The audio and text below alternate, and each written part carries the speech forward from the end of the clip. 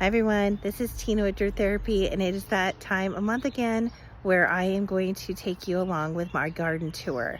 So I'm gonna tour our backyard. It's our garden avenue. This area is the most prolific, shall I say. This is kind of where my baby is in this area. And you'll see that it's a pretty large area. I'm building more flower beds, not that I need any more, but I am building more. And I do have some beds in the front that I will take you through. But really, this is my main space. This is mostly established place. And I just want to take you around on my tour here. I have a lot of colors, so I'm excited to show you. So this is what we call Garden Avenue. It is a wandering through a pathway that we have put some like river rock down, poly underneath it. We installed curbing. My husband did all of the curbing in this area, and then it was just getting to planting. So we have quite a space here to show you. So this is my main garden space. It's the most established. It was created in 2021 when we had our retaining wall redone. Before, it was a falling down retaining wall that just had rocks stacked on top of each other. It was really kind of at a dangerous location. And knowing that we had a grandson who was a toddler, he is now 4, we knew that he was going to eventually come out here and play, and we wanted to have a safe place for him to play. So as you can see, as I'm just looking at it right now, we have a lot of color going on. And I'm just going to kind of like take you around a little bit and show you. This does not have any flowers yet, but as you can see, they are coming, and they will be bigger than my hand once they're done. This is an oak leaf hydrangea, and I got this one a couple years ago, and it gets to be about 10 feet tall. And I think it's going to be really nice up along this fence, because the fence is kind of ugly.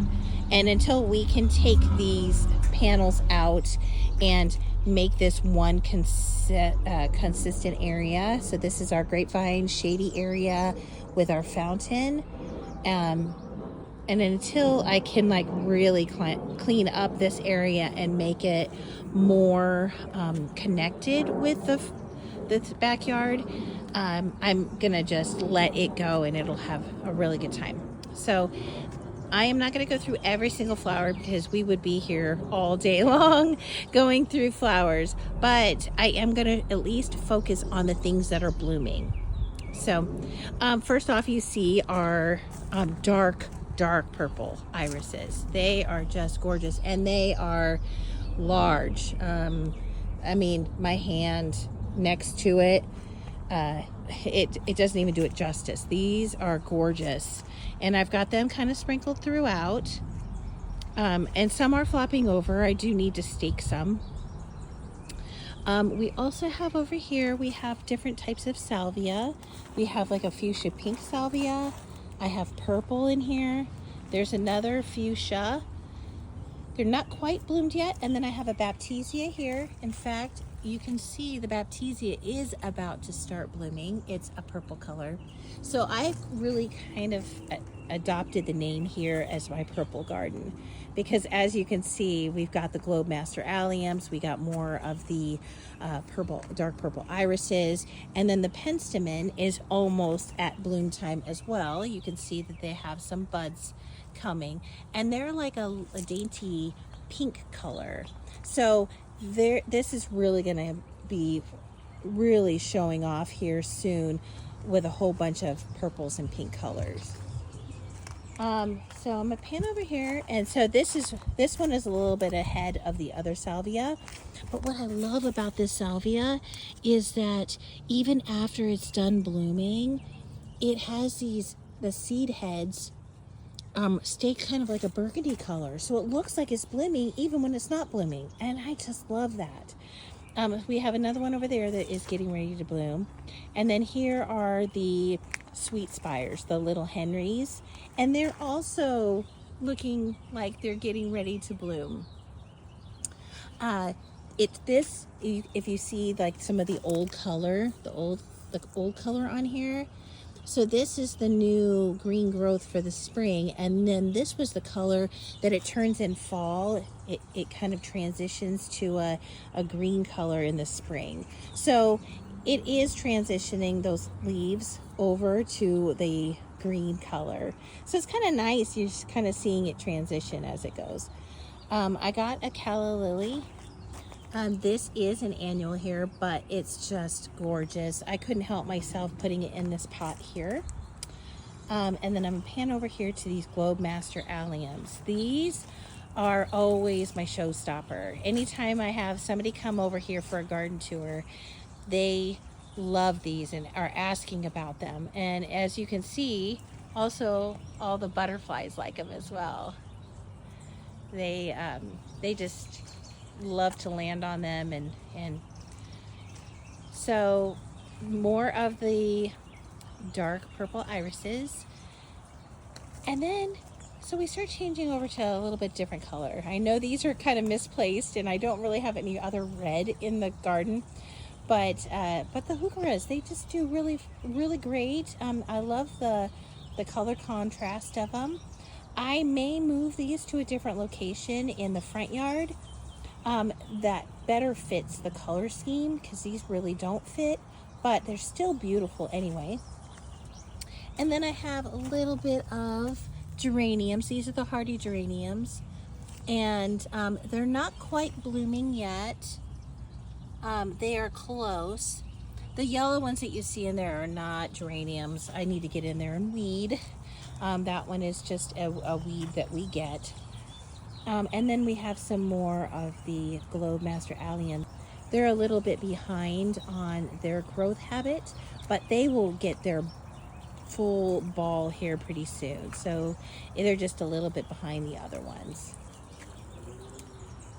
As we pan over here, we have our Nepeta, or catmint, as many of you know. This is huge. I mean, it gets really big. This is not a compact variety. However, it attracts my hummingbirds, so I love to just leave it alone and not to trim it back for a little bit, because we have these flowers pretty much all season long.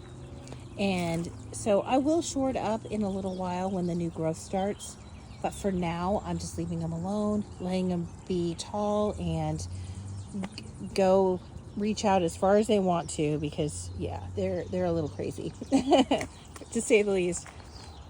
So here is another type of iris. It is my purple and gold variety. I don't know names, so I apologize, but we have a little visitor.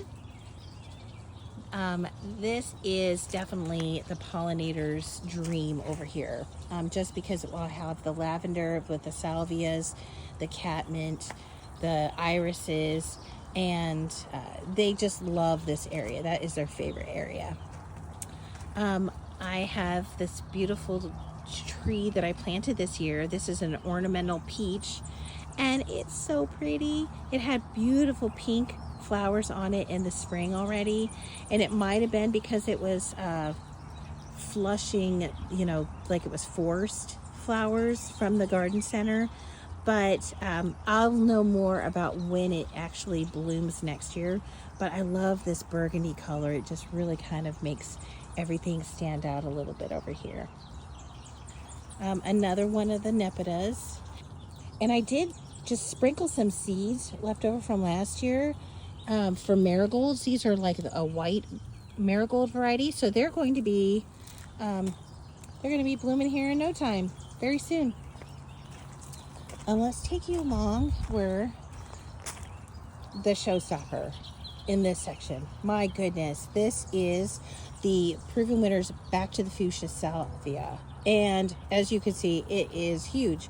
Now this one up closest to the border, that one is not as established because it was somehow planted back a little bit further into this section here where the dress, I think it's called Rise Up Rose. It's a climbing rose, and it's kind of got like a pinkish lavender roses on it. Well, and that just got planted too close to the salvia, so I had to relocate the salvia just recently, and it is still blooming, just hasn't caught up in the height of the other one. We got some color on our weigela. This is definitely by far the oldest shrub or plant that I have in this garden.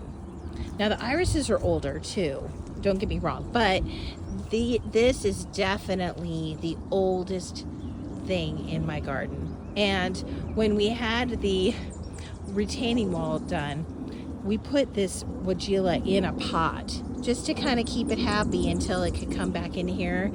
And it was really small when I put it in the pot, and then now just a few years later it is really grown a lot. I do love my leather leaf viburnum. They feel really nice leaves, kind of almost like a fuzz.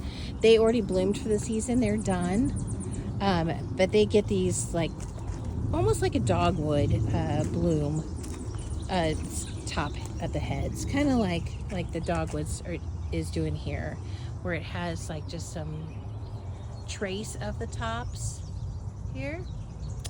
Oh, this is the first time my Siberian iris have bloomed.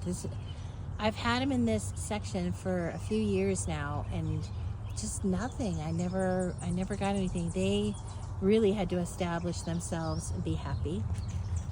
Then right next to it, I have the coral knockout roses, and I had to prune those things all the way down to the ground this year. They looked really bad. I didn't think that they were going to make it through this winter, and it wasn't because it was cold, it was because it was warmer than normal. We didn't get as much snow, it was not as cold, so I was really concerned that they wouldn't make it, but they are bouncing back and getting ready to show off some colors. And then back there you can see my peach irises, which I'm going to take you down a little bit further to a more established section of them. See, as you can see, there's more of them down there. The yarrow is about to start blooming. This one is a yellow colored variety, so it's not quite there yet, but it's really close. I think even with the white heads right now, it still looks really pretty. And you can see some of them are starting to turn colors, like this one is really starting to turn compared to the rest of the whites. Then we've got some more of the irises. These are the String Theory. They're 5 proven winners, and they give that blue color. I love the way these ones look. They look very dainty, wispy. They make a great border to the rest of my plants. I almost feel like I need one more, but they're just a great show. I got them last year as well, after the season, after spring had already happened, so I didn't get to see them in their full glory last year, so it's really nice to see how they look this year. They just look absolutely beautiful. Here is the irises that I was talking about. In fact, some of them are looking like they're almost done and spent, but they are so beautiful. And it looks like we have a couple more visitors. I also have this plum colored one with the orange centers, and this one also took a couple years to really establish itself in this area and to give this color, because I've been waiting for it to show off, and it just hadn't shown off. It took a couple years, but it's definitely worth the wait. Also have some more purple salvias and pink salvias in this area. We've got a lot more color coming with the more penstemon over here. Got 2 shrubs over here. And then down here I also have some more salvia. So you'll see a lot of repetition in my garden, because I really want because it is a lane, it's a big garden avenue that kind of swerves around. In fact, we've been walking down and I haven't really quite shown you that the path meanders down, and I'll show you as we come back around. But the peonies are getting ready to bloom, and these ones are even darker purple than the ones up there. And I think it's the pH in the soil that really changes it, because these ones are almost like to that point of being black, or so it's such dark purple, that I think that the ground or the pH levels change the colors of the irises. So it could look one way in your yard, and it could look totally different in somebody else's yard. So we've got also a different type of hyssop, which this one is much different. It's more of a mounding habit, and it has the early blooms. However, after they're spent, it doesn't do much in the rest of the season.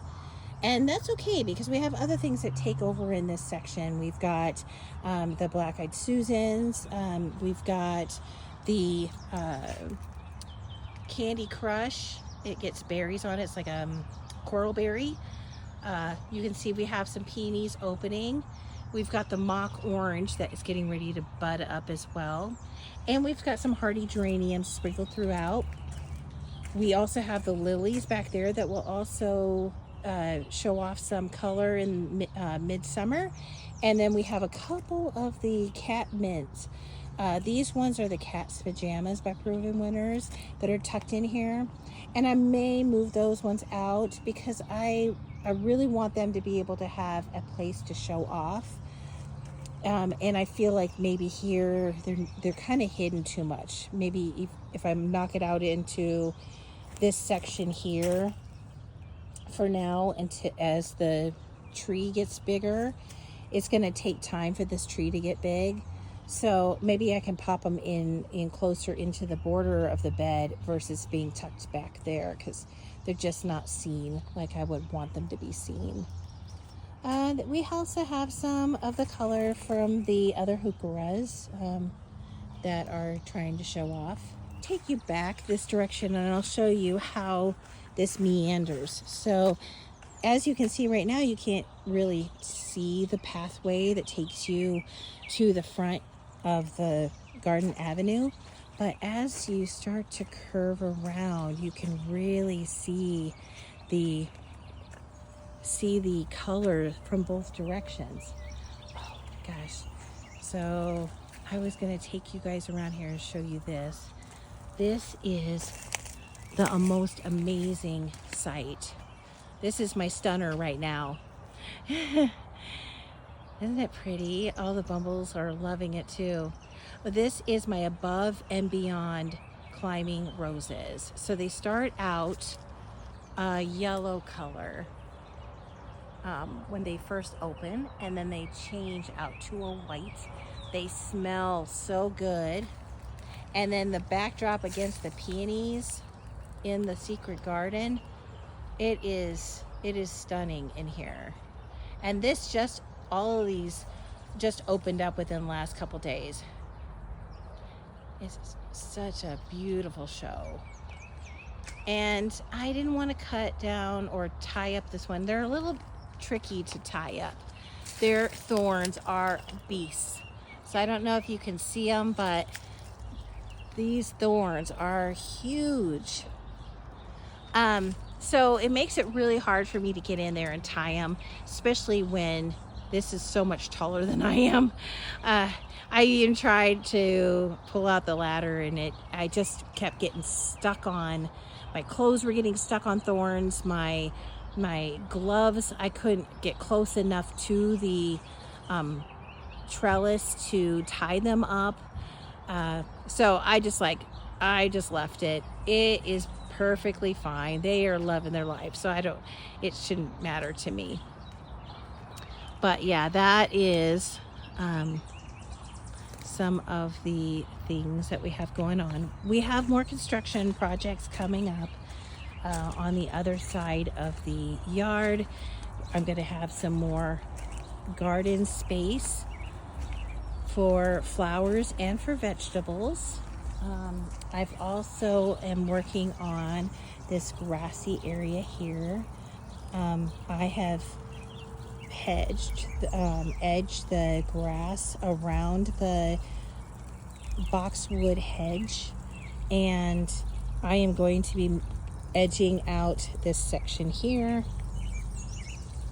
kind of in a horseshoe around the tree, and then this is going to be new planting space for garden, just to give it some interest on the left side, because once you get past the trellis here that has the ornamental trees, and I think they're junipers, and the Zephyrin Druin thornless roses, you really don't have much to look at except my hose reel, which is going to be relocated closer to the pathway, so I can get it all the way down both sides of Garden Avenue.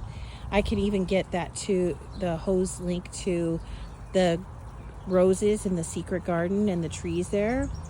I don't have any irrigation, which I hope that will be a project in the next few years, but we have some other more expensive things that we have to take care of. But for now, I'm just really enjoying all of the colors of the spring right now. It's just doing so wonderful.